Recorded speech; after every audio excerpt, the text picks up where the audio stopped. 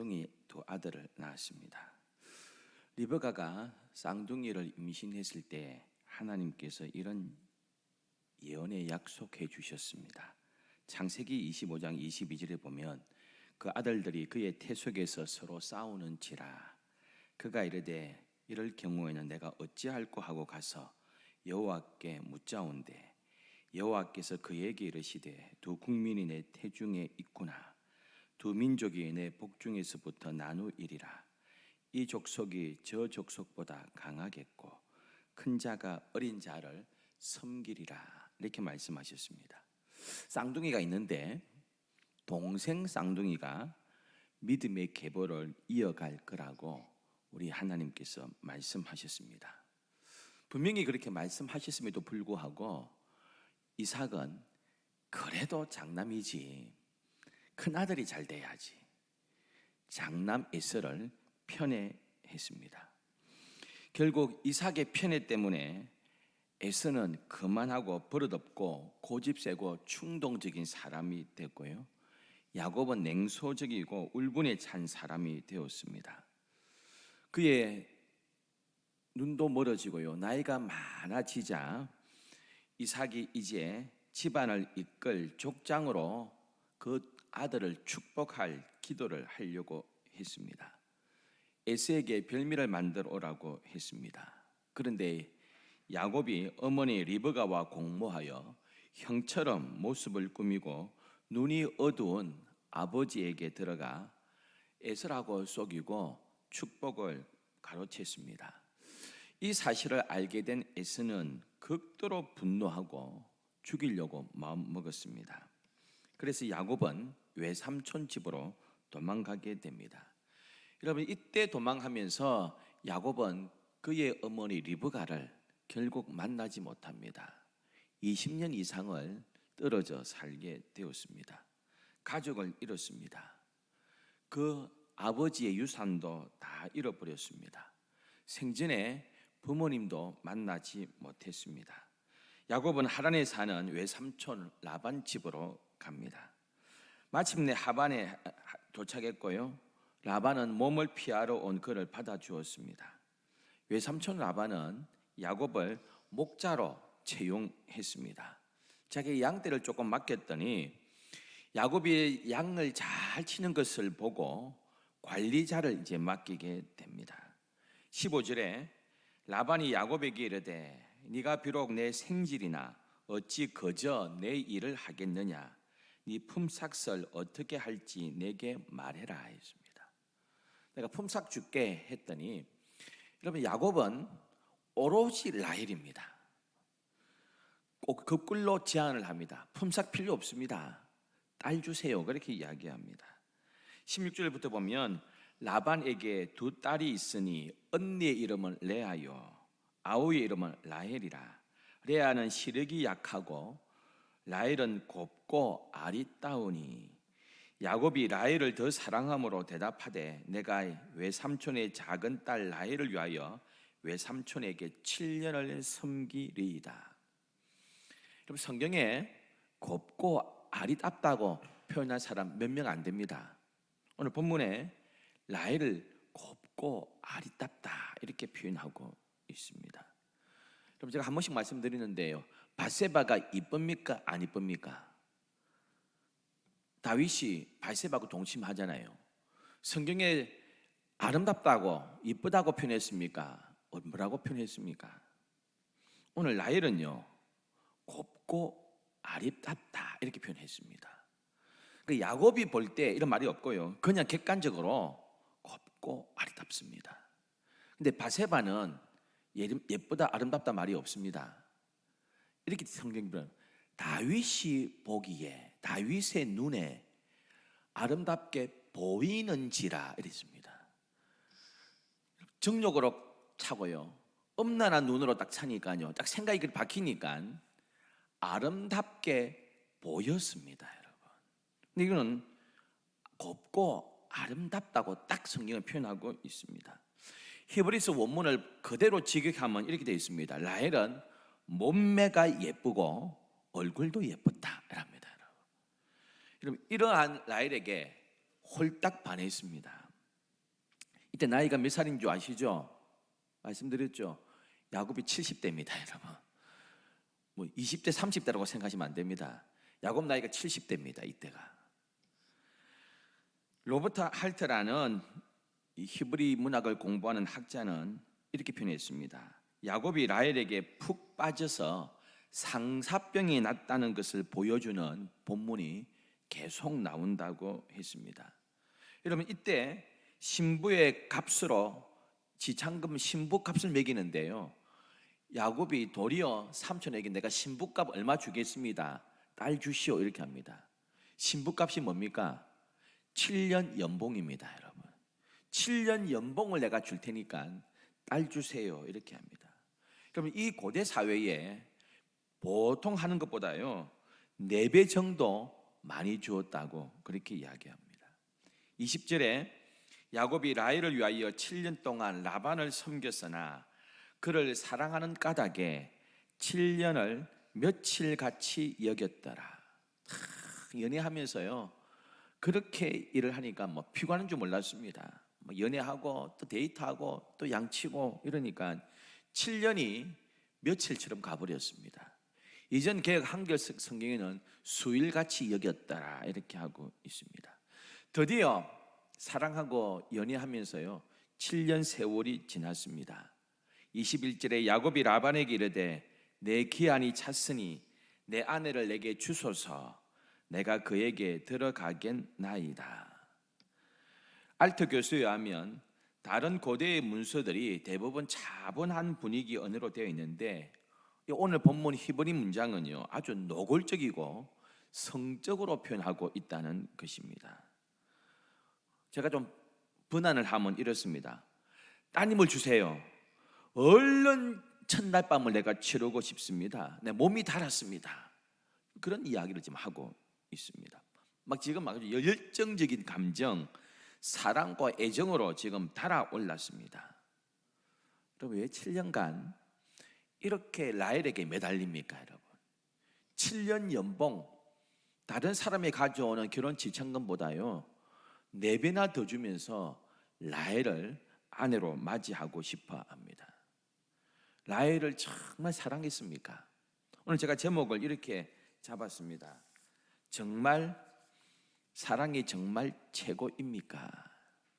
믿음, 소망, 사랑 이 3가지는 항상 있을 것인데 사랑이 제일을 했는데 여러분 사랑이 정말 최고던가요?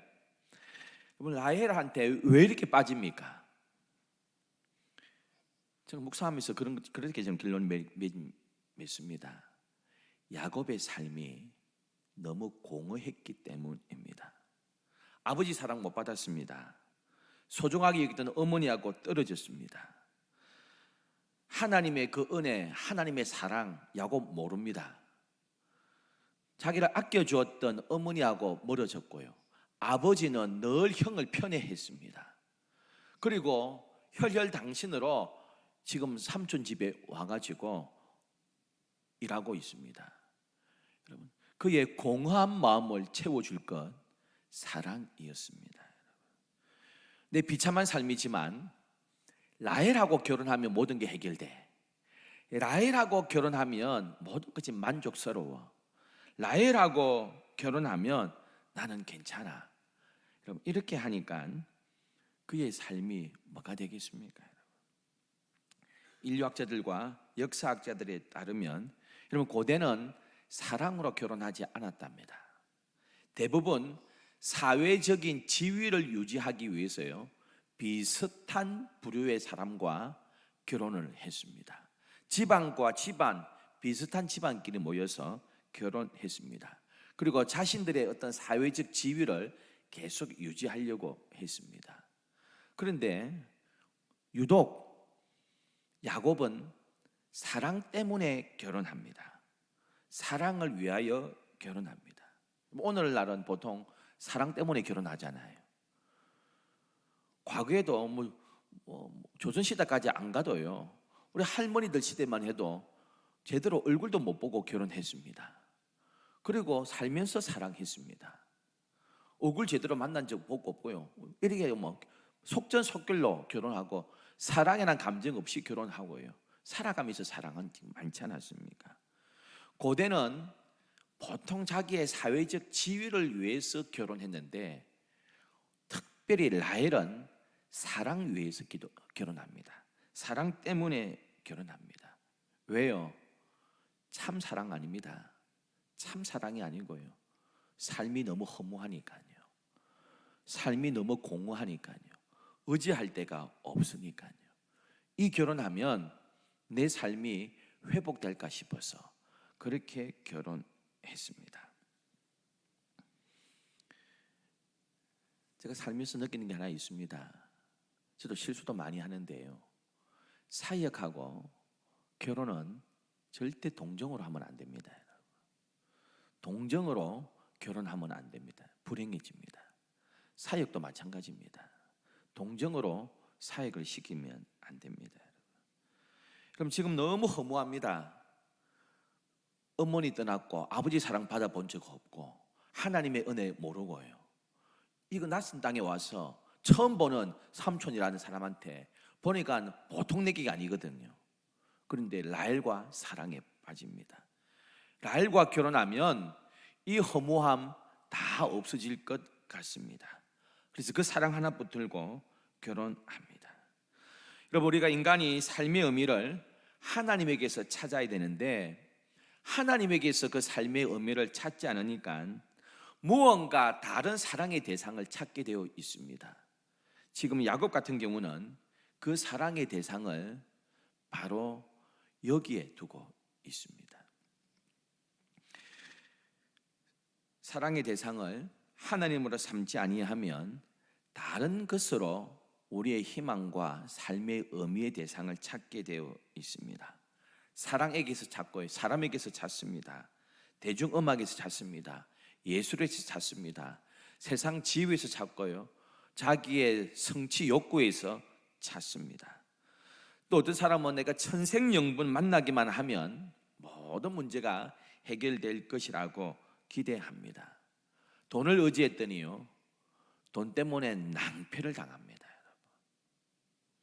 친구 의지했더니 친구한테 뒤통수를 되게 맞습니다. 정말 내 마음을 채워주고 나의 의지가 될 사람 별로 없습니다.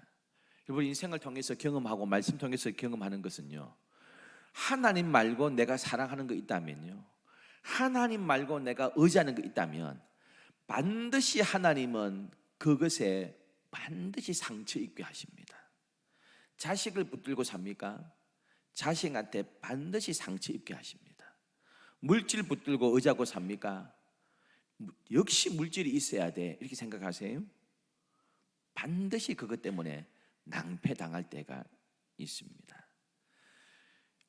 지위를 붙들고 삽니까? 어느 순간에 내 지위가 다 무너질 때가 있습니다. 야곱의 내면이 너무 공허했기 때문에 로맨틱한 사랑이라는 우상에 빠지게 되었습니다. 19절은 이렇게 기록합니다. 라반이 이르되 그를 네게 주는 것이 타인에게 주는 것보다 나으니 나와 함께 있으라 합니다. 아, 좋다.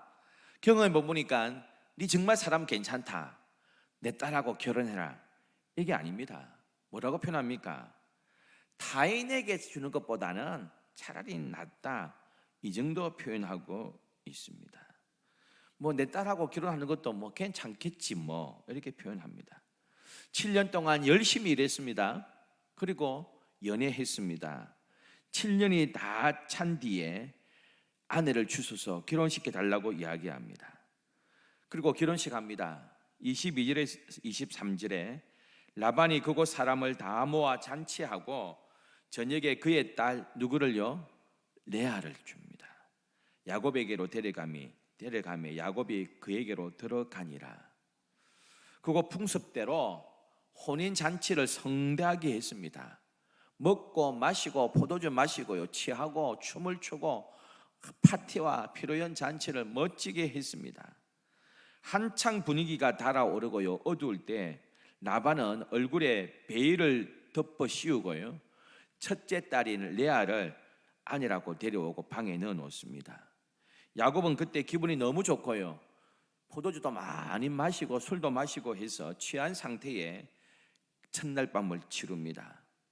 아침에 일어나 봤습니다. 첫날 밤을 치르고 아침에 딱 깨어보니까요, 그렇게 사랑했던 라헬이 아니고 레아였습니다. 야곱이 얼마나 화가 나고 분노했는지 모릅니다. 7년간 그렇게 연봉도 없이 일했잖아요. 그랬더니 라반이 이런 대답합니다. 우리 이 땅은 동생이 먼저 시집가는 법이 없다. 언니가 먼저 가야 된다. 태연하게 이야기합니다. 여러분, 이쯤 되면 속은 거지요. 라헬을 주소서 하면 먼저 이야기해야죠. 레아를 먼저 시집 보내야 된다. 그 뒤에 네가 가야 된다. 그런 말 해줘야서 되지 않습니까? 안 해줍니다. 사기꾼입니다. 이거 완전히 사기꾼입니다. 7년을 더 일하면 라헬을 기꺼이 주겠다고 이야기합니다. 라반의 덫에 걸린 야곱은 라헬을 얻기 위하여 또 7년을 일합니다. 결혼은 이제 일주일 뒤에 하지만은요, 30절에 이렇게 기록합니다. 야곱이 또한 라헬에게로 들어갔고 그가 레아보다 라헬을 더 사랑하여 다시 7년 동안 라반을 섬겼더라. 야곱이 이러한 뻔뻔스러운 속임수에 왜 순순히 따랐겠습니까? 미드라시에 이렇게 되어 있습니다. 아침에 딱 일어났거든요. 딱 일어나 보니까 레아가 앞에 딱 앉아 있습니다. 그렇게 사랑했던 라헬이 아닙니다. 가만 술이 깨고요, 이렇게 생각해 보니까 어젯밤에 분명히 사랑도 나누고 말하면서 라헬 이랬는데 분명히 레아면서 예, 내가 라헬입니다 이렇게 대답한 것 같거든요. 그건 묻습니다. 내가 라헬이라고 물었을 때에 왜 당신은 레아입니다 해야지 예, 제가 라헬입니다, 왜 그런 거짓말을 했냐 막 따집니다. 그때 레아가 이런 이야기합니다. 당신의 아버지가 눈이 안 보여서 어둠 속에서 에스야 불렀을 때 당신이 예 했잖아요. 나도 라헬 부를 때 예 했는데 뭐가 잘못입니까? 이렇게 대답했다 그럽니다. 그러니까 야곱이요, 아무 소리 안 하고 라반의 그 제안을 따랐다는 것입니다. 뭐 야곱이 어떻게 그리 쉽게 속아 넘어갈 수 있었는지 랍비의 주의 이야기가 없더라도 충분히 짐작할 수 있습니다. 그는 지금 사랑의 중독자입니다. 여러분, 사랑에 중독되어 있습니다. 로맨틱한 사랑, 이 마약 같은 사랑에 빠져 있고요, 이곳에서 현실 도피를 하고 있습니다. 우리나라에서도 많이 그래요. 나이 많은 중년 남자가 아내 버리고요, 20대 30대 초반 자기하고 10살 20살 차이 나는 여자하고 결혼합니다. 뭐합니까? 내 늙지 않았다는 걸 자신을 한번 증명하고 싶어서 해봅니다. 여러분, 그에게 여자란 자기 매력과 정력을 확인시켜 주기 위한 필수품에 불과합니다. 여러분, 정말 사랑이 최고던가요? 성경에 그런 남자 하나 더 나옵니다. 다윗의 장남 암논입니다. 그럼 다윗의 장남 암논이 여동생을 사랑합니다. 이복 여동생입니다. 압살롬의 친동생 다말을 사랑합니다. 사무엘하 13장 15절에 이렇게 기록하고 있습니다. 그리하고 암논이 그를 심히 미워하니 이제 미워하는 미움이 전에 사랑하던 사랑보다 더한지라 암논이 그에게 일어나 가라 하니. 암논이요, 이복 여동생을 너무너무 사랑하고 보고 싶어가지고 이거 안 되잖아요. 그럼 이랍니다. 꾀병을 부립니다. 아파 죽겠다 합니다. 좀 병문안 좀 와라 합니다. 그래서 암논 이복 여동생이 병문안 옵니다. 오빠한테 병문안 왔더니 사람을 물리치고요, 그렇게 보고 싶어하고 사랑했던 이복 여동생 다말을요 강제로 범해버립니다.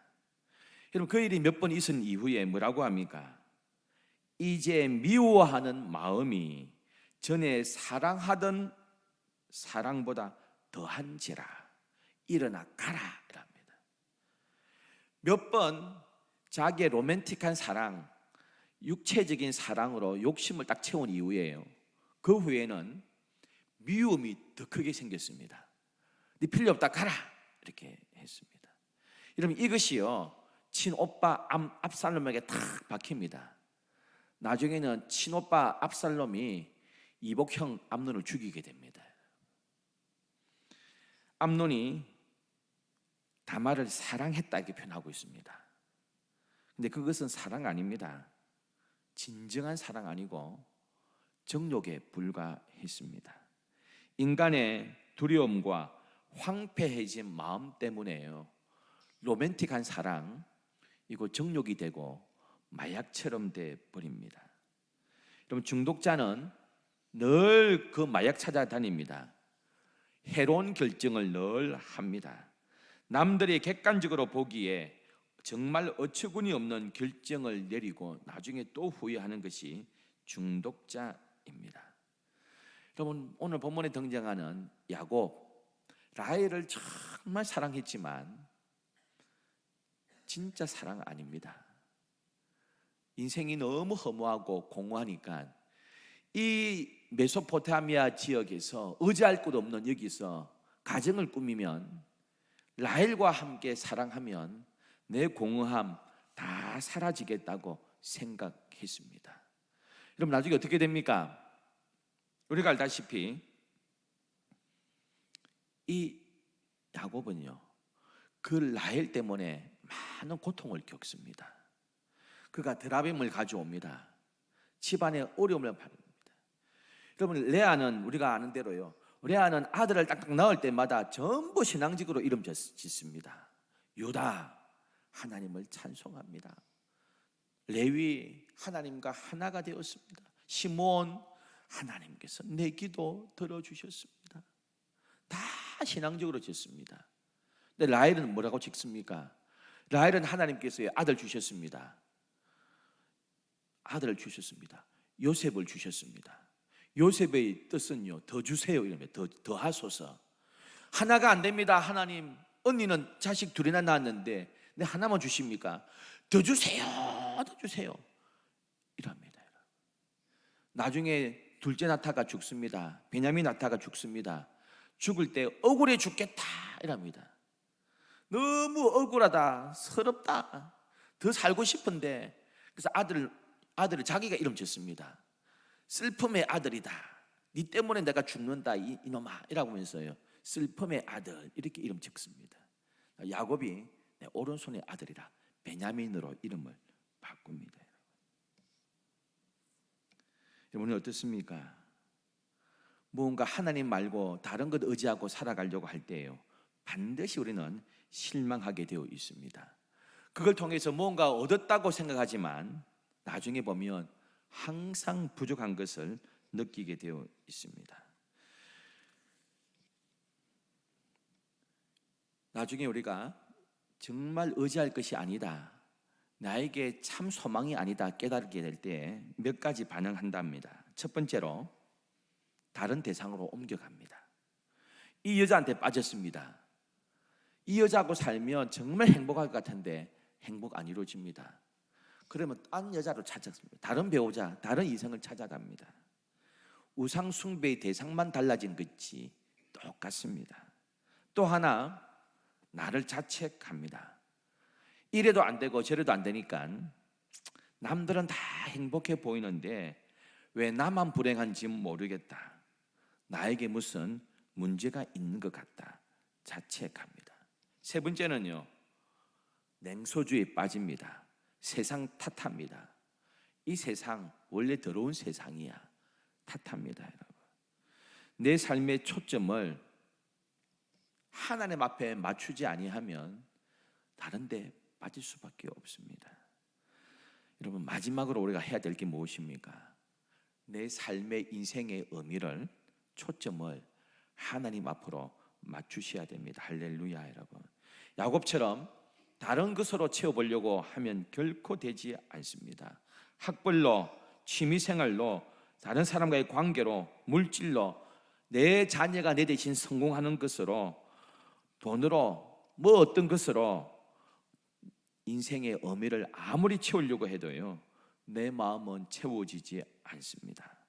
인간은 그런 것들을 다 합쳐도요, 채워지지 않는 영혼의 공간이 있습니다.